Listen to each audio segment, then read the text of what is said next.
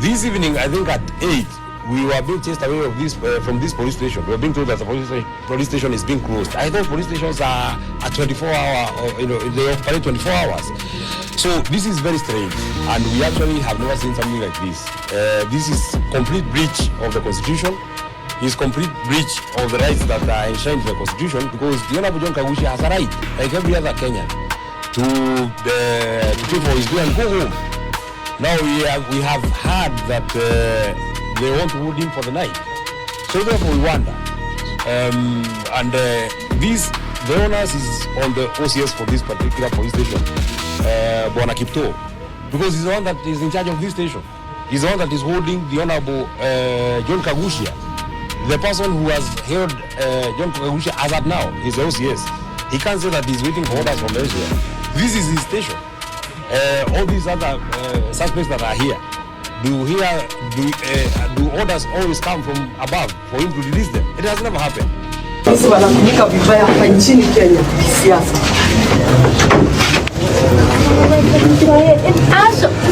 So yeah, up and down. OCS anasema twende Central Police. Yet Central Police haina custody ya Mheshimiwa Kagusha. We are here at Kamukuji. Yeye ndiye amepokea order, na yeye ndiye anafaa pokea pesa, na yeye ndiye anafaa release Kagusha. So telling us to go to Central Police ni kusema to the orders from above. Bado zinafanya kazi. The person is arrested here. Yeah. Kabisa. Sasa nasema tukilipa hapa haina shida. Unaweza kulaya hata unaweza problem kitu iko aje process huwa supposed to do a statement. No, but you see sasa tunaenda his been in custody. Alafu another thing unapole kwanza hiyo ile process ile mpaka ichukuliwe ndio hapo. So haina shida kama umereceive order even though kindly toka nje yeye mdogo sana tu. So who is going to send him?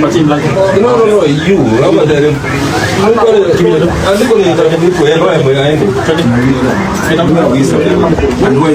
And why did you receive the order? I'm going to Central. This year Central kind.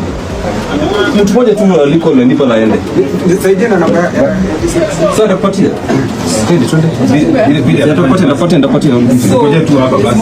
No problem, let them relax. Kimbia. I'm safe. Very safe.